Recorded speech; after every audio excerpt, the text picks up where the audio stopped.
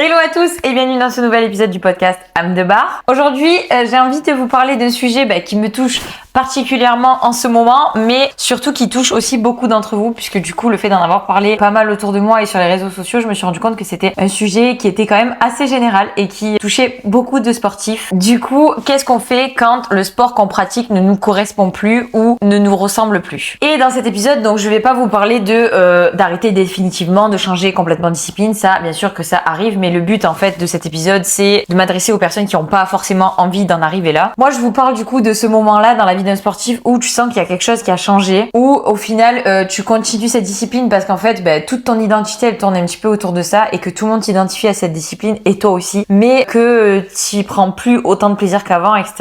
Donc que faire? Forcer, pas forcer, changer complètement de vie, persévérer, voilà. C'est vraiment la question qu'on se pose tous à un moment donné et du coup j'ai décidé de vous en faire un épisode entier. Et coucou, moi c'est Shirley, je suis coach et athlète d'haltérophilie et à chaque épisode je t'ouvre les coulisses de ma vie sportive et de mon métier. Mon but est de t'aider à simplifier ta pratique, renforcer ta confiance et t'aider à progresser avec authenticité afin que toi aussi tu brilles sous la barre et dans la vie. J'ai voulu scinder du coup cet épisode en plusieurs parties, notamment parce que pour moi il y a plusieurs étapes dans ce passage à vide où tu as l'impression que ta discipline te ressemble plus. Déjà la première étape c'est le fait que tu t'identifies à ton sport. Pourquoi c'est une erreur? Tout simplement parce que voilà, déjà il y a un moment où, et ça a été mon cas, tu dis plus je fais de l'haltérophilie, tu dis je suis haltérophile. Moi encore tout à l'heure j'ai fait une réelle de présentation et j'ai dit et coucou moi c'est Shirley, coach et athlète d'haltéro. Mais en fait merde, à la fin je ne suis pas que ça, je ne fais pas que de l'haltérophilie et je ne suis pas que coach d'haltéro déjà, donc c'était une erreur, ni que athlète d'haltéro. Alors athlète d'haltéro c'est plus ou moins vrai parce que en compétition c'est la seule discipline que je faisais actuellement, mais voilà, je suis pas juste coach d'haltéro non plus. Enfin bref, donc voilà, on a tous tendance à s'identifier à cette discipline-là, ce sport, et d'ailleurs il y a une période où ça nous fait énormément de bien, hein. L'humain est un être social, a besoin d'un sentiment d'appartenance, donc on appartient à un groupe, on appartient à un truc, un univers et tout, et ça nous rassure, on est tous comme ça. Donc il y a forcément un moment toi dans ta vie où tu t'es identifié à un sport, et le problème c'est que du coup tu as l'impression que ça définit toute ton identité. Donc ça a été le cas pour moi, et j'en ai parlé un petit peu sur les réseaux. Il y a une période où j'ai été emmerdée parce qu'en fait là pour le coup moi j'ai été blessée, mais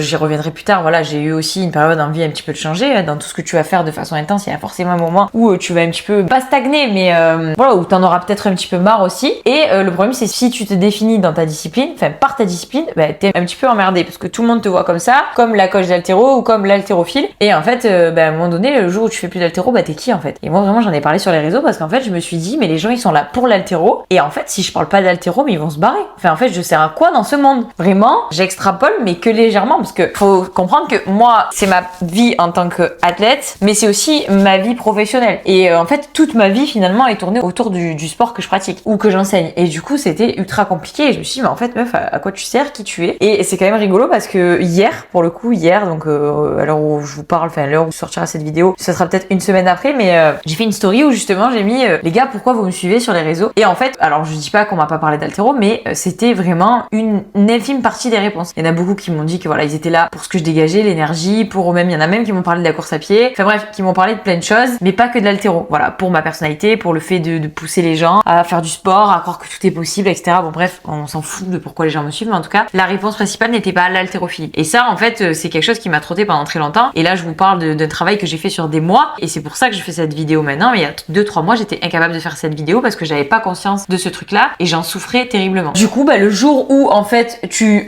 changes de discipline, ou le jour où t'en as un peu marre, t'as l'impression que tu sers à rien, t'as l'impression de te trahir, t'as l'impression de trahir tout ton entourage, tes abonnés, tes athlètes, tes clients, enfin bref, qui tu veux. Du coup, ça peut te faire traverser une période ultra compliquée et c'est moi-même ce que j'ai vécu du coup il y a quelques mois. Deuxième partie de cet épisode, du coup, j'ai pris un peu de recul et en fait, je me suis rendu compte que souvent, en fait, c'est pas notre discipline le problème. Enfin, en tout cas, la discipline, elle a pas changé. Ce qui a changé, c'est toi, finalement. Donc, vous l'avez compris, en ce moment, je prépare un semi-marathon. Si, clairement, on me l'avait dit il y a 1 an, 2 ans, 3 ans, 10 ans, enfin bref, si on me l'avait dit avant là, cette année, je n'y aurais jamais cru. Si même on en avait discuté avec mon entourage aussi, vous en aurez parlé autour de moi, à mes potes, etc., à mes proches, tout le monde aurait rigolé. Vraiment. Et d'ailleurs, c'est pas pour rien, je pense, j'ai des trucs à me prouver et c'est pas pour rien que j'ai choisi vraiment une discipline aux antipodes de ce que je pratique d'habitude. Mais j'avais toujours dit la course à pied, jamais, et c'est aussi pour ça que j'ai un petit peu choqué tout le monde et moi-même quand j'ai annoncé que j'allais préparer un semi-marathon. Mais voilà, il y a eu plusieurs étapes. À l'heure actuelle, je ne renie pas l'haltérophilie. J'adore toujours, c'est toujours ma discipline de cœur. D'ailleurs, ça me manque énormément. Mais voilà,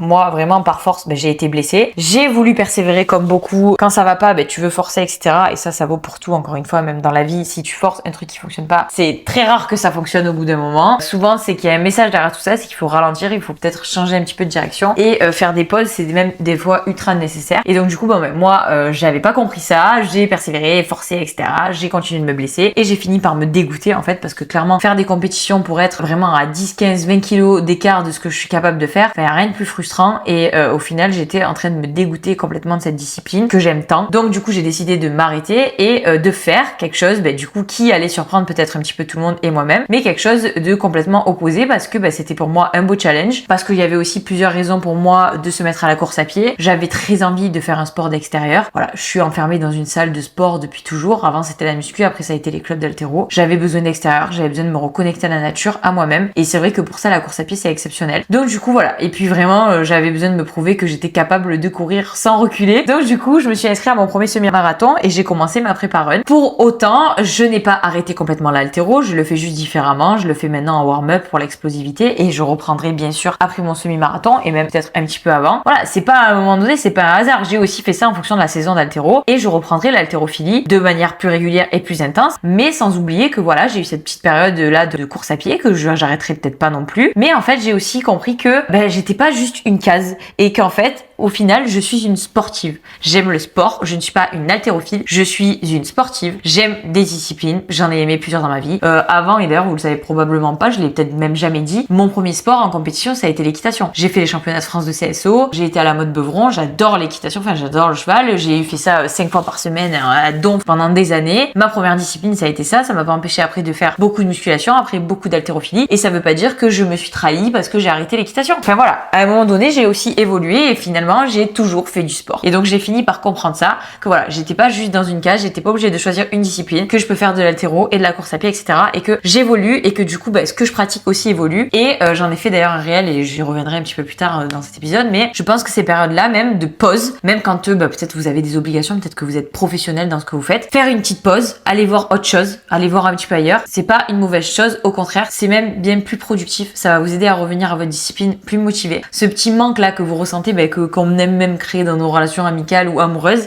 c'est pareil dans le sport en fait. Ça va vous aider à revenir plus motivé, plus déterminé et à sortir de cette période un petit peu relou où tu vas et tu prends plus du plaisir. Donc peut-être des fois de toucher d'autres choses, ça permet de découvrir de nouvelles passions, mais ça veut pas forcément dire supprimer la première, ça veut juste dire voilà, y revenir peut-être un petit peu plus tard et un peu reposer avec beaucoup plus d'envie. Du coup, ça m'amène avec une transition parfaite, je suis vraiment un génie, à la troisième partie un petit peu de cet épisode où justement je disais que en fait changer de sport, ça ne veut pas dire abandonner. Et du coup en fait j'ai un petit peu spoilé parce que je me suis un peu emballée, mais en fait c'est dans cette partie là que je voulais vous dire que justement j'ai d'ailleurs fait un réel là-dessus où j'expliquais que mon conseil cet été pour tous les sportifs c'était de changer de sport. Peu importe le sport d'ailleurs, peu importe le sport que tu pratiques ou peu importe le sport que tu vas faire ou les sports que tu vas faire, mais en fait c'est vraiment la meilleure période pour tester de nouvelles choses sans attendre forcément d'être dégoûté, mais c'est le bon moment pour aller faire des sports d'extérieur parce que il fait meilleur. C'est le moment d'aller faire des sports peut-être en nature, mais des sports un petit peu plus aquatiques comme le surf, le wakeboard comme moi j'ai fait l'année dernière, du vélo, de la course à pied, peu importe, parce que souvent l'été c'est aussi la période de pause des compétitions, peu importe la discipline que tu fais. L'été c'est vrai que c'est souvent, alors vous allez me dire peut-être en commentaire non mais pas pour ma discipline, peut-être il y a des exceptions, mais voilà, souvent l'été c'est la période de foncier un petit peu pour tout le monde où on va faire un petit peu plus du muscle et où on va travailler différemment, donc c'est vraiment déjà la bonne période. En plus de ça, du coup ça va te permettre de tester des nouvelles disciplines, donc de kiffer tout simplement, parce que je suis persuadée qu'il y a une discipline auquel tu penses quand j'ai fait cet épisode. Si t'as cliqué sur cet épisode, c'est parce que tu pensais à une discipline en particulier que t'as envie de tester peut-être. Du coup c'est le moment. Si ça fait longtemps que tu penses, fonce. Donc ça va te permettre ça et puis ça va remettre un petit peu aussi de plaisir, mais pas du plaisir parce que du coup t'es dégoûté de la discipline que t'es en train de pratiquer, même si c'est le sujet vraiment de l'épisode, mais ça va remettre du plaisir justement dans ta pratique, dans le sport tout court, parce que là tu vas tester un nouveau sport cet été, tu pourras peut-être pas essayer et faire des compétitions de suite, mais en fait c'est aussi ça le sport, c'est juste du kiff, c'est pas que de la performance. Et là je parle surtout pour les personnes comme moi qui font de la compétition, mais voilà, ça va nous rappeler aussi que des fois on fait du sport juste pour le fun en fait, et pour kiffer, et même si on est nul, et des fois ça fait du bien d'être nul. Puis cette période, du coup ça permet de remettre un petit peu l'église au milieu du village, de kiffer, de reprendre du plaisir au sport en général, mais aussi du coup à la discipline qu'on a mis un petit peu en stand-by, parce que comme toutes les pauses, comme je l'ai dit tout à l'heure, dans plein de choses dans la vie c'est valable, dès que tu mets un petit truc en pause, souvent ça te manque, et puis si ça te manque pas, c'est aussi un indicateur que peut-être que c'est pas le moment de reprendre pour toi, et peut-être que t'as fini le jeu quoi, tout simplement. simplement. Donc voilà, cet épisode était un petit peu plus court et un petit peu plus léger, c'était le but parce qu'en fait je pense que c'est la meilleure période pour la légèreté justement, c'est l'été. Et c'est pour ça que aussi je voulais faire cet épisode là parce que ben voilà, si c'est une période où t'en as moins envie, c'est une période où tu te sens moins aligné avec ta discipline, ben c'est le moment voilà d'en profiter. C'est l'été, donc coupe, va faire autre chose, pars en nature, fais de la rando, t'es pas obligé de performer, t'es pas obligé de faire un sport. C'est pas qu'il y ait des vrais sports et tout, je peux pas dire ça, mais si c'est du tir à l'arc, fais du tir à l'arc. T'es pas obligé de faire un truc comme voilà de la discipline. Si par exemple tu pratiques du crossfit, ben t'as peut-être envie de faire du tir à l'arc et c'est ok. Si tu dépenses pas 2000 calories en une heure, eh ben c'est ok aussi. Voilà, c'est le moment d'aller peut-être chercher des trucs aux antipodes de ce que tu fais en règle générale. Et voilà, cet épisode, c'est ton signe qu'il faut y aller, c'est ton signe qu'il faut te foutre la paix, c'est ton signe qu'il faut un petit peu mettre de légèreté, de kiff dans ton été et dans ta discipline. Et tu verras après si t'as envie d'y retourner un petit peu plus tard. Et tu verras qu'à mon avis, tu reviendras bien plus motivé et bien plus performant que pendant cette longue période où du coup tu t'es forcé. Pour conclure aussi, je voulais vous rappeler que tu as le droit de changer. Tu as le droit de changer d'avis, tu as le droit d'évoluer, tu as le droit de changer de sport, tu as le droit d'être dans une discipline et dans l'autre, tu as le droit d'avoir plusieurs passions, tu as le droit de débuter une nouvelle discipline, tu as le droit d'exceller dans une et d'être débutante dans l'autre. Et qu'au fond, ton identité, ce n'est pas ton sport, mais c'est la personne que tu deviens grâce à lui.